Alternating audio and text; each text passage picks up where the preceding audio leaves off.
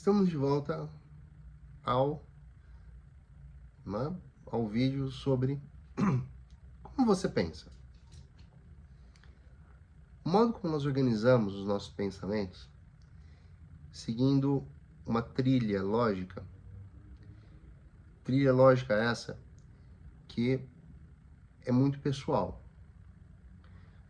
Há quem goste de organizar-se em textos próprios, há quem goste de grifar o texto de aula, o texto do livro, da apostila, ou os slides que o professor compartilhou, acredita que a cópia naquilo funciona bem. Eu, nesses anos todos dando aula, aprendi a respeitar um tipo de aluno que dizem ser mau aluno. E para mim não existe o mau aluno.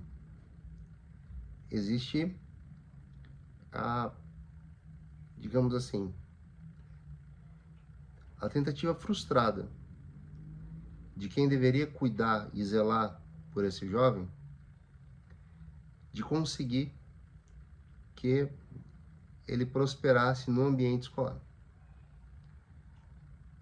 Que veja, ele há de prosperar, só que o ambiente escolar, talvez não seja o ambiente para que isso aconteça. Então, eu tenho muita simpatia por aquele aluno que faz aquela cola, e quando eu ficava tarde dando plantão, eu via, o pessoal fazendo, não da minha prova, porque não seria tolo, não tão tolo, mas tolo a ponto de me mostrar, não esconder que estava fazendo. E era um negócio que era como uma sanfoninha que permitia que ele fosse virando e lendo informação. Até que um dia eu vi um menino fazendo isso, e ele estava na fila para tirar dúvida comigo de redação, sobre redação. E aí ele chamava Antônio. Eu falei, Antônio, você sacou que eu vi que você está fazendo uma cola aí, né? Aí ele deu risada e falou, professor, vai dizer que você nunca colou. Eu falei, não por puritanismo. Não, eu nunca precisei. Passei cola, isso eu passei. Eles sempre brincaram comigo com a coisa do comunismo. Depois eu virei socialista de iPhone.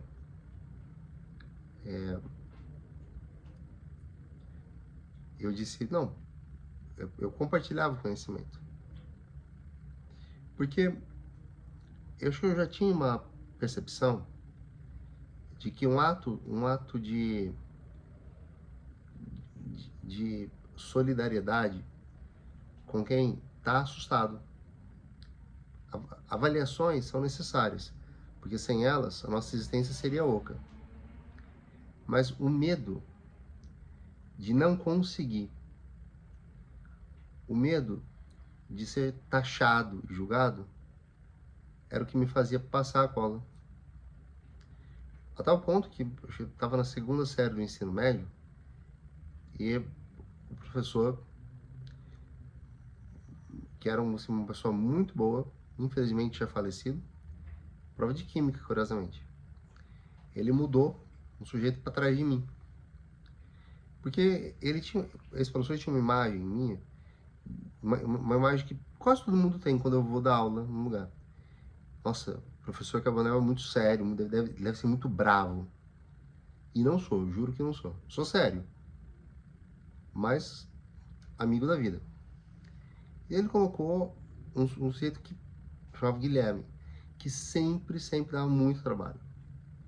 E ele era insistente. Até que uma hora, eu escrevi na minha borracha pra ele. Eu falei, você já pôs nome na sua prova? Se você não pôs, eu também não pus na minha. Então espera. O que eu fiz? resolvi minha prova e muito, assim, né, sangue frio, para no momento certo eu virar, puxar a folha dele e colocar a minha folha inteira resolvida lá. Olha, que ato mais solidário que esse. E peguei uma folha em branco e resolvi de novo. Só que tomei o cuidado de resolver, de naquela prova dele, colocar alguns erros. Porque um sujeito tira 3, 4, 3, 4, 3, 4, 3, 4, de repente ele vai tirar uma nota máxima. E nunca havia de acerto entre minha prova e a dele, eu fui por caminhos diferentes. Né? Achei que ele fosse ter a noção de que, por ter feito tudo a lápis, era para ele ir apagando e fazendo a caneta. Pois antes de eu acabar minha prova, ele ergue a mão e fala: professor, acabei. Eu primeiro acabar. Entregou a prova. O professor olhou e falou: olha, espera mais um pouco, você vai ter que... Não deu o horário mínimo para sair da prova. Ele voltou achando: arrasei. Me olhou, né? Um lugar de agradecimento. Aí o professor vem até lá e fala para ele: Guilherme, eu fiz aqui à mão uma questão igual a uma que você resolveu, né, por um caminho muito fácil. Resolve essa aqui para mim. Aí o bicho tremeu na base. Se eu fosse pego, sério, eu assumiria numa boa, me explicaria e estava pronto para cá com o que, né, o que desse viesse. Porque, como eu já disse, sobre mim mesmo, me orgulho de dizer, eu sou inteiro, não sou pela metade. Até hoje eu não sei se o professor identificou ter sido eu que passou para ele ou fez, mas ele olhou para né, aquela questão que o professor elaborou à mão e até tentou ajudar o Guilherme a fazer, mas ele empacou, não conseguiu. Aí o caso foi levado à coordenação, mas isso foi em 1995, 30 anos atrás, tá? 30 anos atrás. E de fato, né, a prova dele foi zerada, porque obviamente ele deu um jeito de burlar. Voltemos ao Antônio, que veio tirar correção de dúvida de redação comigo. Eu disse a ele assim: falei, Antônio, eu já cuidei de prova. Assim, os alunos estão fazendo prova e o professor está lá olhando, né? A gente chama cuidar de prova. Eu criei uma técnica quando eu tenho que fazer isso. Eu levo o meu tripé e boto o celular filmando a sala. E falo assim: gente, ó, vocês estão sendo filmados. Alguém se opõe? Alguém se opõe? Ninguém nunca se opôs.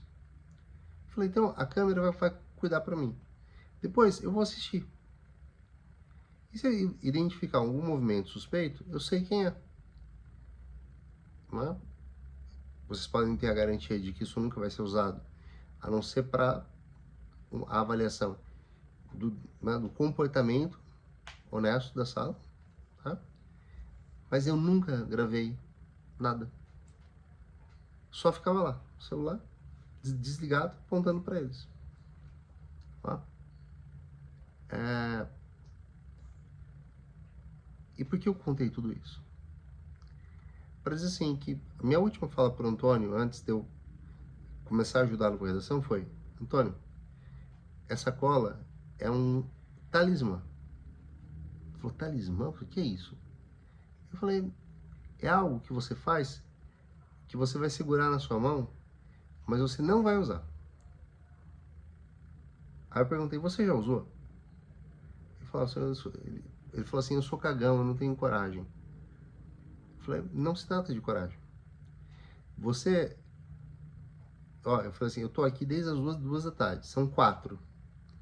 Você tá copiando em letras, não é, progressivamente menores e tirando, né, coisas que podem ser tiradas, você já sabe a matéria.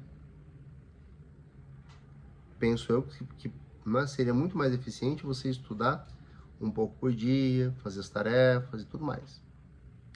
Aí ele me olhou, deu risada e falou assim, tá fazendo sentido. Ele falou assim, tá fazendo sentido.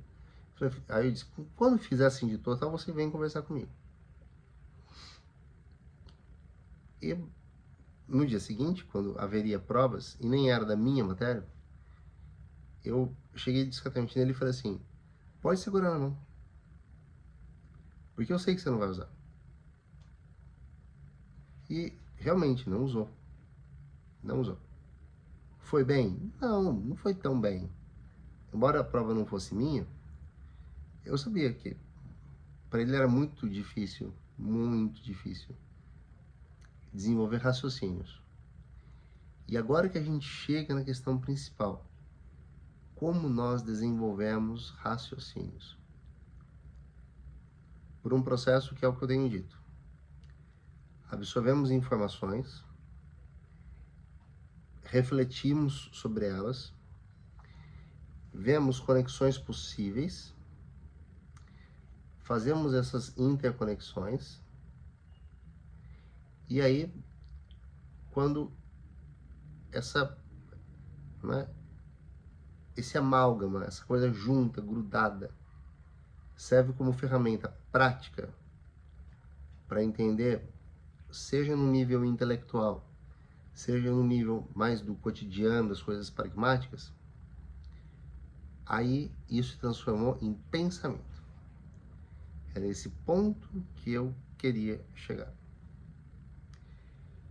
Eu posso mostrar, e tenho mostrado, na verdade, no curso, redações que estabelecem relações importantíssimas.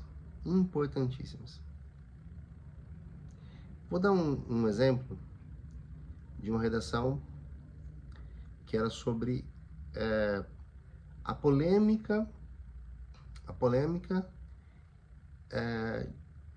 questão do ensino sexual nas escolas.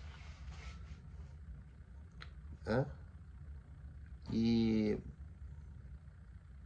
uma aluna, ela me chamou, eu estava aplicando minha prova, ela me chamou, falou, Carbonel, só me disse se eu estou no caminho certo. Ela tinha um projetinho de texto tão bonitinho, sabe? Organizadinho. Eu falei, eu não posso te dizer se você está no caminho certo. Porque eu nem sei aonde você quer chegar com esse caminho. E se eu tiver que olhar e dar um parecer provisório, porque vocês não acabaram a redação, para todo mundo, a gente não termina isso aqui nunca. Mas ela fez uma coisa assim, uma mapinha mental é ótimo. Ela pôs no círculo, educação sexual na escola brasileira. Puxou um ciclo, um negócio. Por que é polêmico? E na sequência já puxou a resposta. Pela ignorância das pessoas. Puxou uma outra. Faz o que eu falo, mas não faz o que eu digo.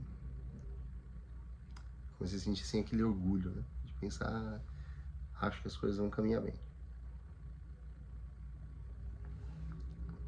E ela usou a estrutura, era uma dissertação, mas ela usou a estrutura do filme Malévola, o 1, acho que tem 1 e 2, né?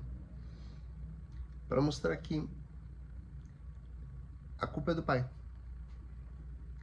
não é da bruxa.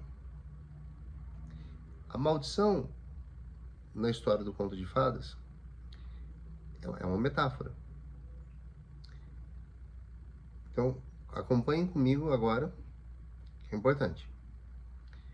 A mulher sempre foi vítima de intervenções, interdições. Não pode isso, não pode aquilo, não pode aquilo outro. Mas, frequentemente, driblavam essas intervenções. E aí, sobrava ao pai de uma jovem